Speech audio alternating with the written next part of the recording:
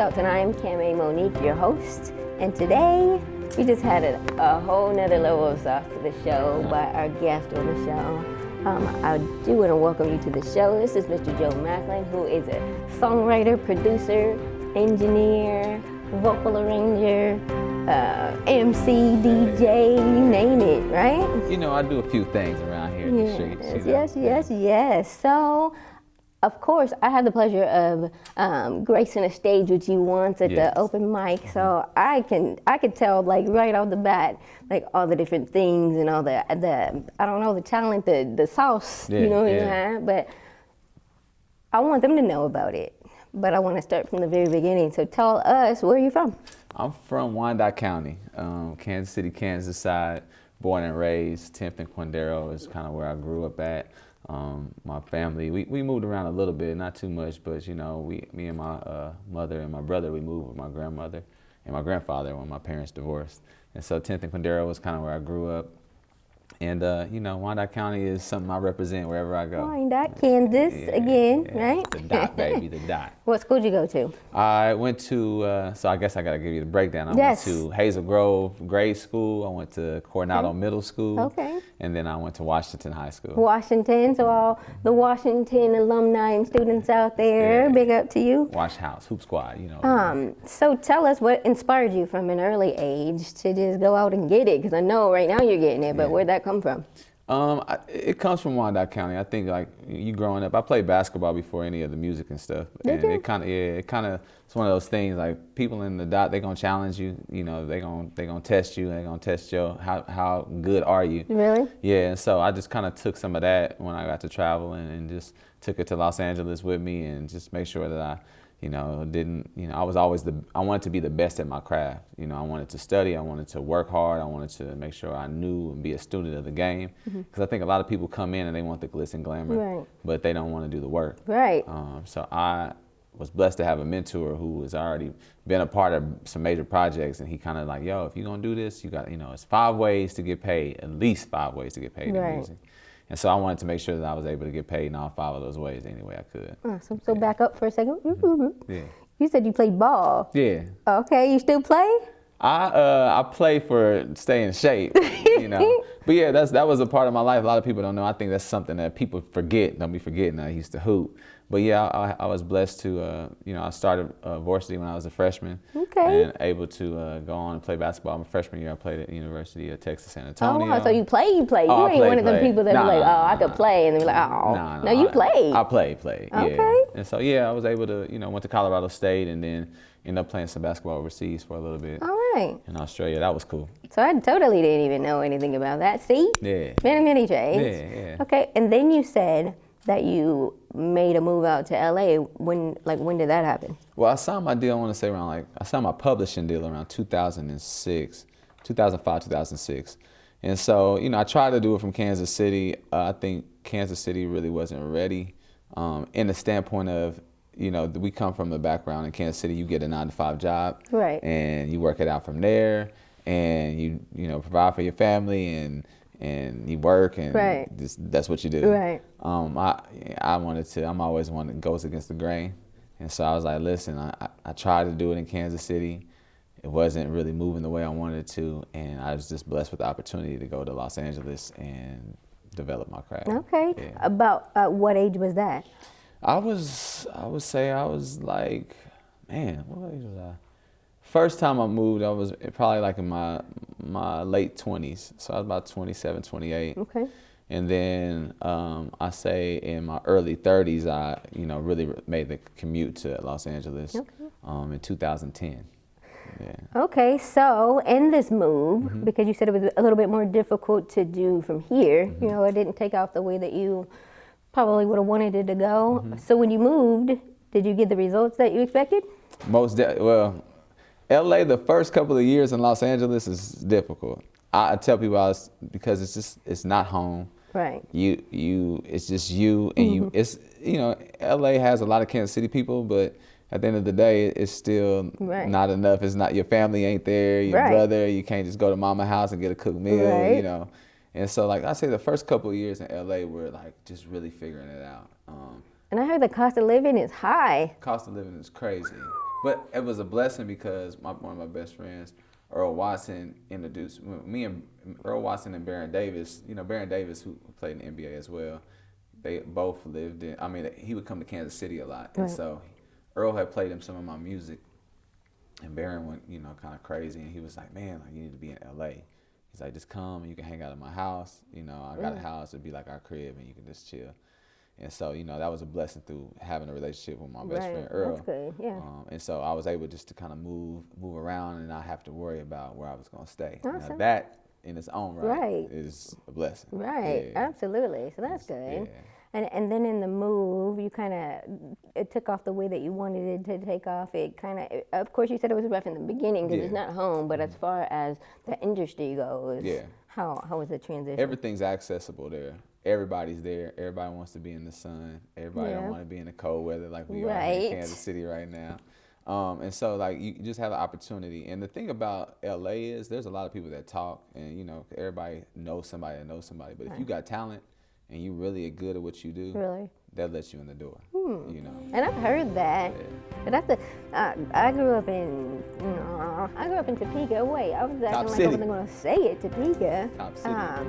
And the move to Kansas City was, first I moved to Lawrence, you know, a little bit. Yeah. Kansas City's a little bit. But to LA, we are going to be right back. And then we're going to jump right back into this because I got a whole bunch of questions. Y'all know I'm nosy and I ain't afraid to say whatever. So give us a second, we'll be right back.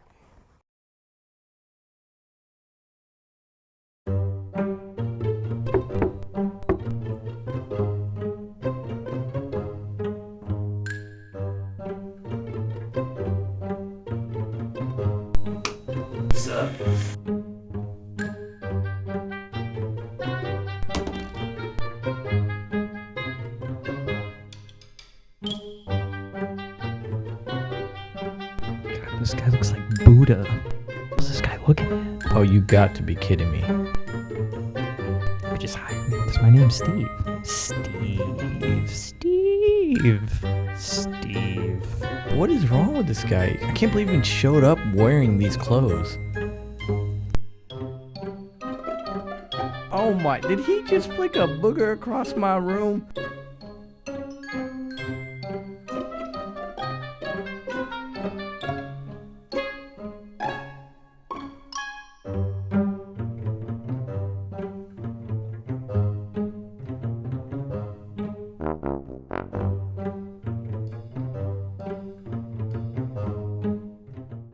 And we're back. I'm holding it down by myself today because Mike Well Done is out handling business, but that's okay, Mike, I got us, right? And we're going to jump right back in. Let's do it. We was talking about LA, and it was great opportunities, a lot of open doors. What are some of the things that you did while you were there? It's funny, I'm still there. I'm just spending a lot more time here. But I was able to, the relationships that I had, I was able to kind of like really build, and people were able, like I said, my mentor taught me like, hey, listen, you got to be able to do more than one thing. I know you want to produce, that's great, but to get in the door, sometimes people are intimidated if you coming in, you're the producer, so you got to learn how to just, if you need to be the vocal producer that day, if you need to be a writer that day, if you need to be an engineer that day, you can just get in and get yourself in, and then you can talk about our place in music if you get the opportunity. And so I was really blessed. Harmony Samuels, I give him a shout out because he brought me in on this project, and it was turned out to be a major project, a part of my life. And she's a huge artist now, but he brought me in and he told me about this girl named Ariana Grande. Hey. Yeah. Okay. And so he's like, man, I know you don't know who she is. I mean, the kids know who she is, but you don't really know. She's, Nickelodeon. I was like, oh, okay, yeah, cool. I was like, man, I just wanted to work. At that point, he's like, I want to bring you in to do vocal production. Okay. So I was like, man. That's big, though. I was like, I'm down for whatever. And, I didn't know who Ariana was.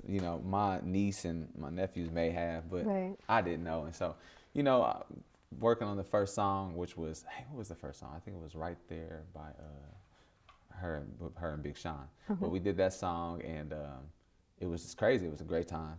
We recorded, and after we recorded, she's like, we took pictures, and she was like, hey, Joe, are you okay if I post a picture? I was like, yeah, I'm cool. Okay. I wasn't thinking anything of it. And she posted the picture. She walked out and left. The engineer of the day was like, "Yo, dog, you don't know what's about to happen." I'm like, "What?" He's like, "Bro, you like go check your Instagram right now." And so I went to check my Instagram. Yeah, so I was checking my Instagram after he told me to.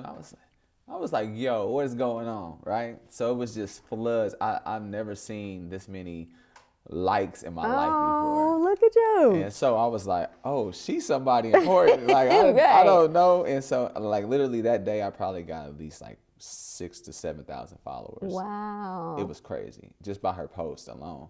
So I was like, "Oh, she's the truth." And just to be a part of that project, that was her first album, that was her debut album, and just to be a part of that was huge. And we ended up being a part of the first album and the second album.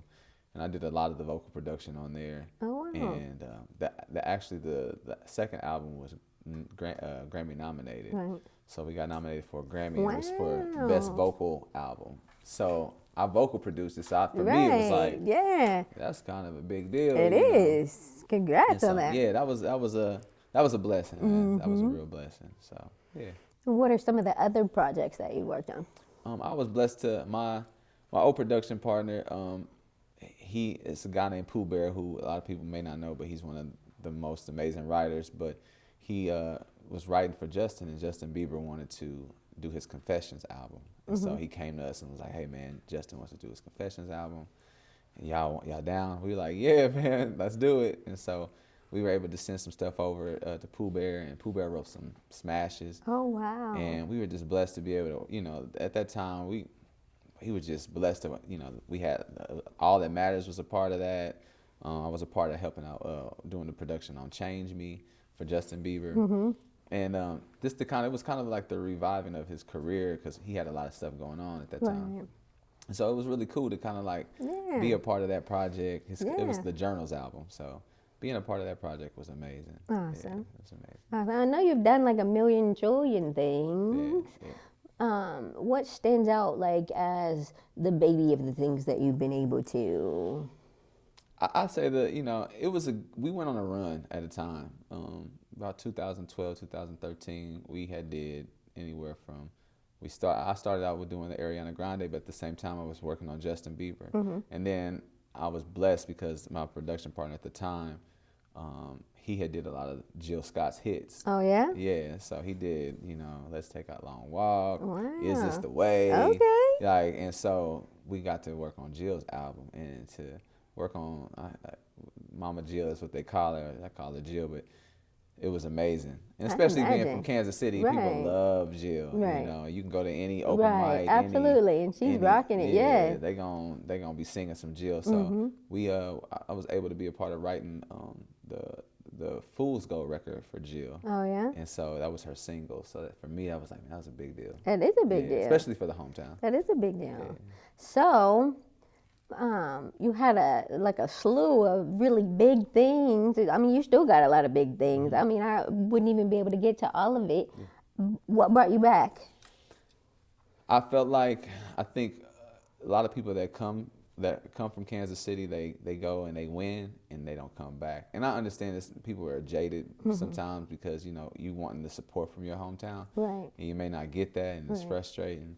But I was just like, it's time for me to at least come back and see what I could do to help.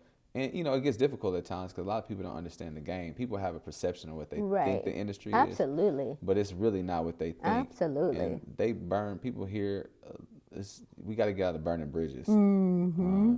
And so I was like, what I'm going to do is put my money where my mouth is and do everything that I can, regardless of the pushback, regardless of the hate. That doesn't even matter to me as long as I'm... Hello all, I'm Aditi from India. I've recently joined a non-profit organization named Street Children. It works for the betterment of the children who lack education and humane living conditions. Even now, in different corners of the world, there are children who crave for basic human rights.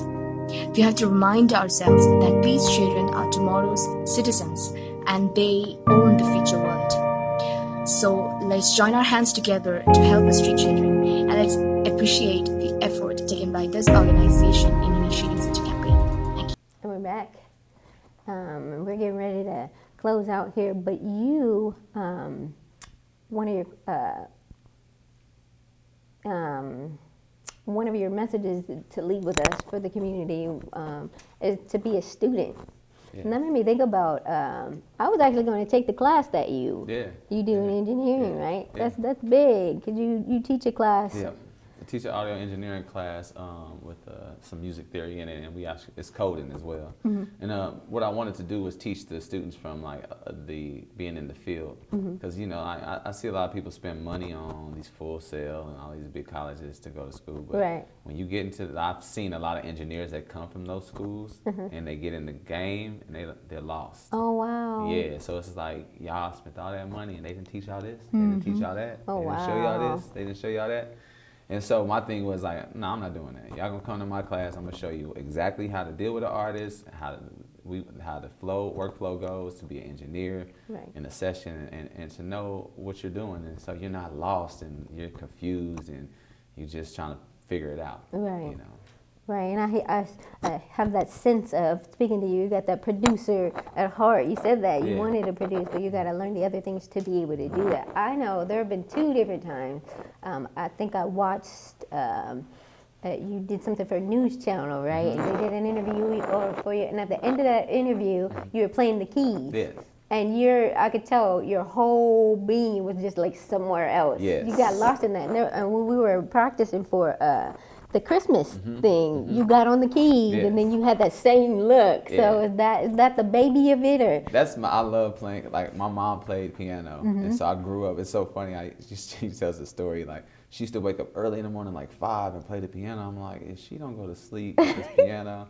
And so one day I just was tickling around with the keys, and one of my friends, Cortez Vine, he actually came. He showed me some chords, and from there it was just like I picked it up by ear really good. And my mom always says, I played this piano for all these years, and he God give you all the cool chords, But I feel like that was God giving me some of what she had. But I love playing the piano, and I love, it's something that I'm really passionate about, and it helps with me with my production and stuff too. I was gonna say, you use that in producing your, that's what's up. Yeah, that is I love that. I am in a different place. I could actually see that, like, I don't know, and then when I saw you there, it's like people were even talking, and you were just like in a zone. So I was just like, okay. I get lost. It's funny that you notice that. A lot of people don't notice that, but that's my happy place. Awesome. Yeah. Well, that's what's up, because we all need that, some kind of outlet, and that being your happy place. Where do you dig deep from when you're doing your production, when you're doing your gifts, your skills? You got to think about it, like there are artists that like have died to be able to do music.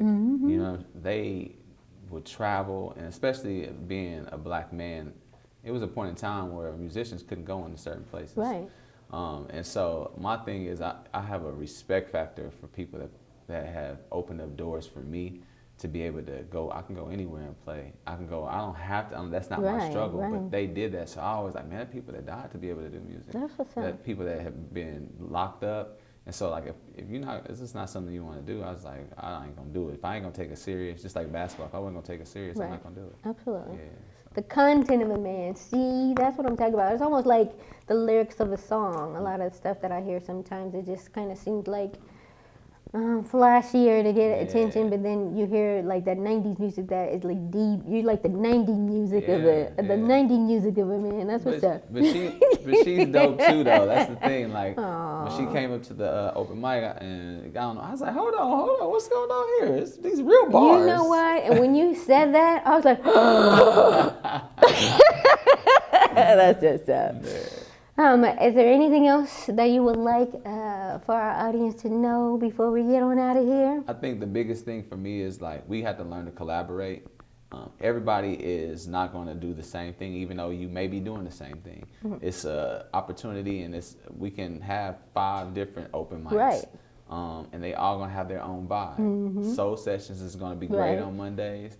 We're going to be great on Tuesdays, and everybody can come and support. We don't have to get or have any conflict, and that's what I appreciate about Simeon. And then they come over and support me. That's what's up. I support them, and anybody else. I'm big on supporting. If Kansas City wants to move the needle forward, we got to learn to support. Absolutely. Real support. Absolutely. Whether you like somebody or not, put that to the side. Right. and come out support. And so, real quick plug, where on Tuesday can they come? They can come to Soiree. Hey! Live at Soiree on the Tuesday. We're open well, doors open about 5.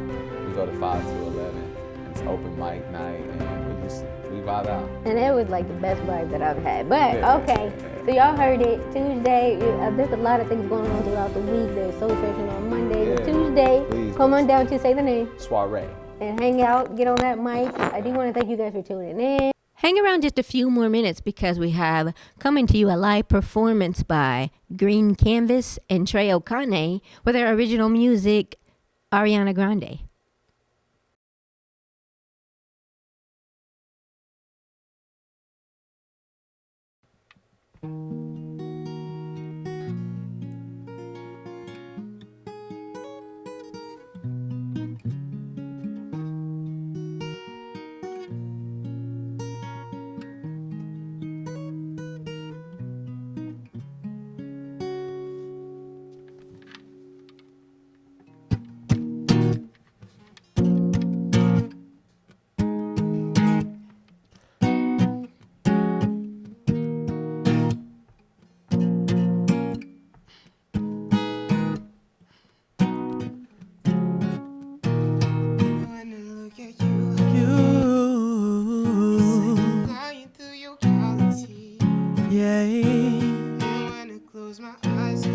When I close my eyes, girl, reality seems so hard. Promise I'ma have ya. This is where it starts. So, this is a new one, to run, golden goddess. But love made up of red dress, brown hair.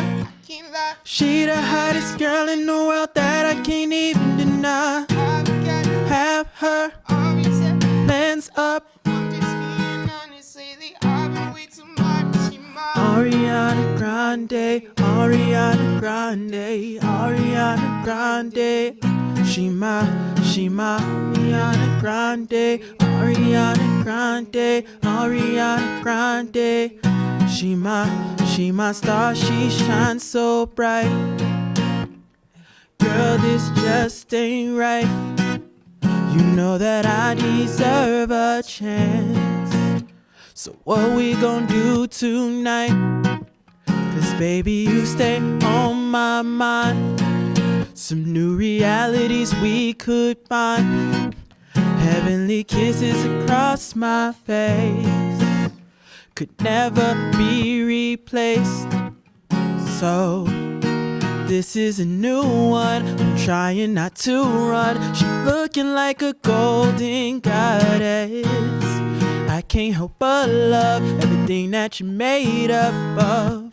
But the way she looking right now, got a red dress, pretty smile, brown hair. I can't lie, she the hottest girl in the world that I can't even deny. I've got to have her, already set my plans up. I'm just being honest, lately I've been way too modest. She my Ariana Grande, Ariana Grande, Ariana Grande. She my Ariana Grande, Ariana Grande, Ariana Grande. She my She my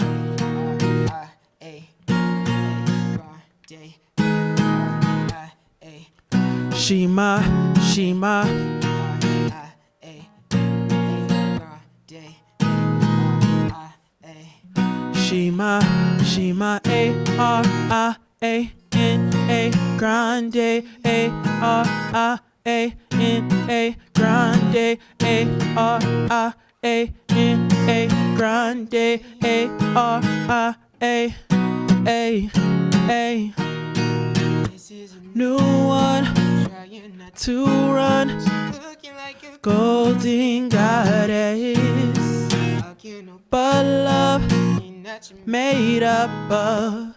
Way she looking right now, got a red dress, pretty smile, brown hair. I can't lie. She the hottest girl in the world that I can't even deny. I've got have her, already set my plans up. I'm just being honest, lately I've been way too modest. She my grande, grande, grande.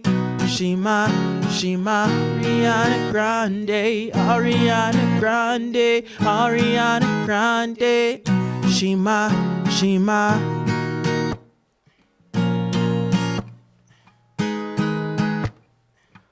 she